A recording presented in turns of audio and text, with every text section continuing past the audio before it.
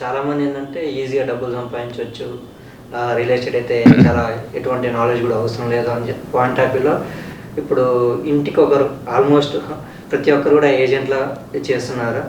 So ఎటువంటి qualifications ఉండవు and వాళ్ళకి పర్టికులర్ కంపెనీ తెలియదు, రూల్స్ అండ్ రెగ్యులేషన్స్ తెలియదు, ఎలా పేమెంట్ చేయాలో తెలియదు. అలాంటి వాళ్ళందరికీ ఈ వీడియో చూస్తున్నప్పుడు ఆల్మోస్ట్ ఐడియా వచ్చేస్తుంది. అండ్ నెక్స్ట్ నా పాయింట్ ఏంటంటే సార్, ఇప్పుడు కాంట్రవర్షియల్ పాయింట్ అవ్వచ్చేది. ఇప్పుడు ధరణి అని చెప్పేసి ఒక పాయింట్ మాకు వెబ్సైట్ తీసుకొచ్చాను సార్. వచ్చేసి సో తీసేస్తామని చెప్పేసి కాంగ్రెస్ గవర్నమెంట్ అంటుంది, లేదు కంటిన్యూ చేస్తామని చెప్పేసి ఇంతకుముందు గవర్నమెంట్ చెప్పింది, తీయడానికి ఛాన్సెస్ లేవని చెప్పేసి చెప్పింది. సో ఇప్పుడు అగ్రికల్చర్ ల్యాండ్స్ పర్చేజ్ చేసేవాళ్ళు మోస్ట్ ఆఫ్ ద పీపుల్కి ఇలాంటి ఒక కన్ఫ్యూజన్లో ఎలాంటి ప్రాసెస్లోకి వెళ్ళాలి సార్, థాట్ ప్రాసెస్లోకి వెళ్ళాలి ఫస్ట్. అండ్ ఇంకో పాయింట్ సార్ దీనికి additional, and Dharani good or bad sir? ఇప్పుడు నరేంద్ర మోడీ గారు ప్రైమ్ మినిస్టర్ అవగానే ఒక రూల్ తెచ్చారు, ఆడవాళ్ళు మీ దగ్గర ఉన్న బంగారం అంతా మాకు డిక్లేర్ చేయండి అని. ఏమైంది? బౌన్స్ బ్యాక్ అయింది. ఎందుకంటే మీ అమ్మమ్మ మీ తాతగారు 200 తులాలు కొనిచ్చాడు, బిల్లు ఉంది అప్పుడు లేదు కదా. ఇప్పుడు 200 తులాలు ఎలాగొచ్చిందని చెప్తే ఎలా ప్రూవ్ చేస్తారు? సో కొన్ని పబ్లిక్ ఒపీనియన్ తీసుకొని పబ్లిక్ హానికారం లేని చేయాలి. నా ఆస్తి నేను ఎందుకు చెప్తాను నీకు? ఇప్పుడు కేసీఆర్ గారు ఇది ప్రవేశపెట్టినప్పుడు ధరణిలో ఏమన్నాడు, మీకున్న ఆస్తులన్నీ పెట్టండి అన్నాడు. పెడితే ఐటీ వాడు వచ్చి రైడ్ చేస్తాడు, ఇన్ని ప్రాపర్టీస్ ఉన్నాయి కదా నువ్వేం చేస్తున్నావు అని. ఆ కేసీఆర్ గారు లూజ్ అవడానికి ఇది ఒక కారణం. ధరణి కూడా కొద్ది కంట్రిబ్యూట్ చేసింది. సో ధరణిలో లేకపోయినంత కాకుండా రికార్డ్స్ ఉన్నాయండి, దాదాపు మనకి 20-30 రికార్డ్స్ ఉంటాయి. మన ప్రాపర్టీ ఎక్కడ స్టార్ట్ అయింది, ఒరిజినేషన్ 1950-40 ఇండిపెండెన్స్ తర్వాత స్టార్ట్ అయిన దగ్గర డాక్యుమెంట్ అన్ని లింక్ డాక్యుమెంట్స్ అంటారు. అట్లానే ఈసీ ఉంటుంది, అట్లానే లీగల్ ఒపీనియన్ ఉంటుంది, వాల్యుయేషన్, ఇవన్నీ కూడా చెక్ చేసుకోండి. జూనియర్ ఎన్టీఆర్ గారి కేసు అదే కదా.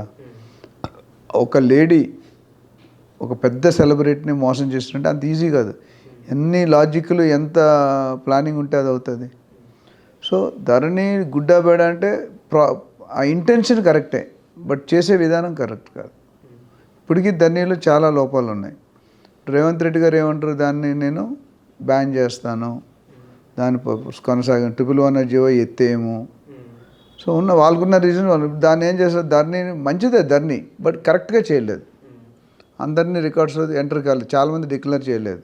సో దాన్ని ఇప్పుడు ఏం చేస్తారంటే ఇంప్రూవ్మెంట్ చేయాలి. ఇంప్రూవ్మెంట్ చేసి భూమాతను ఏదో పేరు పెడదామని ట్రై చేస్తున్నారు.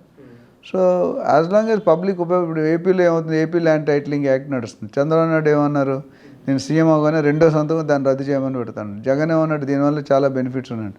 సో ఎవరు ఆర్గ్యుమెంట్స్ వాళ్ళకుంటాయి. యాజ్ లాంగ్ యాజ్ పబ్లిక్ ఎంత డేంజర్ అంటే ఓటర్స్ ఇప్పుడున్న యంగ్ యూత్ ఒక సీఎంని దించాలన్నా ఒక సీఎంని ఎక్కించాలన్నా ఓవర్ నైట్ పని, దానికి పెద్ద ఆలోచన అక్కర్లేదు. మనకు నచ్చితే ఉంచుతాం, నచ్చకపోతే తీసేస్తాం.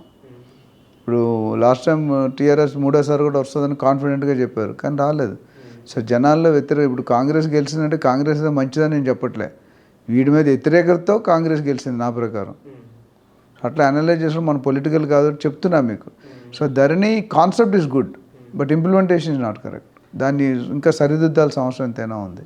అంటే మీ పర్సనల్గా మీరు గవర్నమెంట్ కన్నా సజెస్ట్ చేయాల్సి వస్తే ఈ ధరణి పోర్టల్కి ఏమైనా ఫీచర్స్ యాడ్ చేస్తే ఎలాంటి? డెఫినెట్గా చాలా లూప్ హోల్స్ ఉన్నాయండి. ఆ లూప్ హోల్స్ అన్ని కరెక్ట్ చేయాలి. ఇప్పుడు ఒక ల్యాండ్ ఓనర్కి 10 జాగాలు ఉన్నాయి, అందులో 2 పెట్టాడు, 8 పెట్టలేదు. ఎలా కనుక్కుంటారు మీరు? అర్థమవుతుందా?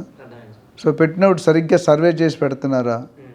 ఇప్పుడు ఒకప్పుడు 1950-60లో పెట్టిన ప్రాపర్టీసు ఉర్దూలోను తెలుగులో పెన్నుతో రాసేవారు, సిరా ఇంక్ పెన్స్తో. ఇప్పుడు ఆ ఇంక్ పెన్ 60 సంవత్సరాలు ఆ పేపర్ పరిస్థితి ఎప్పుడైనా చిరిగిపోయే మోడ్లో ఉంటుంది. దాని మీద ఏం రాస్తారో కనిపించదు, అర్థం కాదు. సో దాన్ని ప్రాపర్గా సెట్ చేసి పెడుతున్నారా? అట్లనే system tahsildar, joint collector, RD వీళ్ళందరిదే తిరగాలి. అలా కాకుండా ఒక సింగిల్ డాక్యుమెంట్ ఏదైనా ప్రిపేర్ చేసి పర్టికులర్గా కొనుక్కునేవాడికి అమ్మేవాడికి ఇబ్బంది లేకుండా అలాంటి సిస్టమ్ ఏదైనా అరైవ్ అయితే బట్ ఇట్లా చాలా లూప్ హోల్స్ ఉన్నాయి. ధరణిలో ఓపెన్ చేస్తే 10 పాయింట్లు మాట్లాడవచ్చు. ఇక్కడ ఆ ఫోరంలో మీరు ఇచ్చిన టైం చాలదు.